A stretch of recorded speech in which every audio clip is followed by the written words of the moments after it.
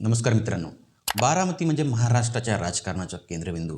पण आजची बारामती बदललेली आहे. ज्या जागेवर दशकानुदशके एकाच कुटुंबाचं वर्चस्व होतं, तिथे आज पवार विरुद्ध पवार नव्हे तर एक विचित्र राजकीय पेच उभा ठाकलेला आहे.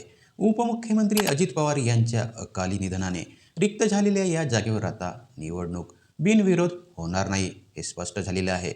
53 उमेदवार महायुती विरुद्ध महाविकास आघाडी आणि त्यातच काँग्रेसने टाकलेली अनपेक्षित चाल. बारामतीचा गड कोण राखणार ही निवडणूक केवळ एका जागेसाठी आहे की येणाऱ्या मोठ्या राजकीय भूकंपाची नांदी आहे. आज आपण बारामतीच्या या हाय व्होल्टेज ड्रामाचं सविस्तर विश्लेषण करणार आहोत. नमस्कार मंडळी, मी गंगाधर तित्रीमारे. अजित पवार महाराष्ट्राच्या राजकारणातील एक असं नाव ज्यांच्याशिवाय राजकारणाची चर्चा पूर्ण होऊ शकत नाही. त्यांच्या निधनामुळे केवळ बारामतीच नाही तर संपूर्ण महाराष्ट्र सुन्न झालेला आहे. बारामतीच्या विकासाचा दादा पॅटर्न त्यांनी राबवलेला होता. त्यांच्या निधनानंतर ही जागा रिक्त झालेली आहे आणि परंपरेनुसार चर्चा सुरू झाली की ही निवडणूक बिनविरोध होणार का.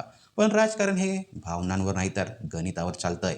अजित पवारांचा वारसा आणि बारामतीशी असलेलं नातं, सहानुभूतीच्या लाटेवर निवडणूक बिनविरोध होण्याची शक्यता का मावळलेली. एकीकडे आहेत सुनेत्रा पवार महायुतीकडून, त्या रिंगणात आहेत. अजितदादांच्या निधनानंतर त्यांच्या पत्नी म्हणून त्यांच्याकडे सहानुभूतीसाठी मोठा वाटा आहे. पण समोर आव्हान सोपं नाही आहे, कारण काँग्रेसने आपला उमेदवार रिंगणात उतरवून ही लढत चुरशीची केलेली आहे. या निवडणुकीचं सर्वात मोठं वैशिष्ट्य म्हणजे 53 उमेदवार ही संख्या किरकोळ नाही. जेव्हा उमेदवारांची संख्या एवढी मोठी असते तेव्हा विजयाचं गणित बदललेलं जातं. व सर्वात महत्त्वाचं म्हणजे अपक्ष आणि छोट्या पक्षांचे उमेदवार कोणाची मते खाणार. आणि या अगोदरच राजकारणात नावाशी सामधर्मीय असलेल्या उमेदवारांचा खेळ कसा खेळला जाऊ शकतो. व 53 पैकी अनेक स्थानिक प्रश्न मांडणारे चेहरे आहेत जे प्रस्थापित नेत्यांची डोकेदुखी वाढवू शकतात. व सर्वात मोठा प्रश्न हा आहे की बारामतीत शरद पवारांची भूमिका काय असेल.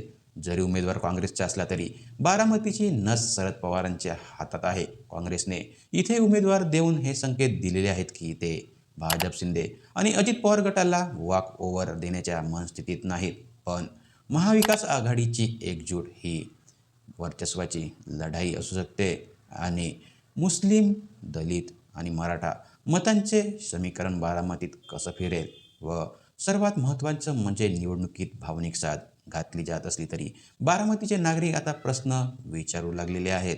कारण यामध्ये महत्त्वाचं म्हणजे पाण्याचा प्रश्न, पुरंदर उपसा, जलसिंचन आणि बारामतीचा दुष्काळी पट्टा, औद्योगिक विकास, नवीन कंपन्या आणि स्थानिकांचा रोजगार.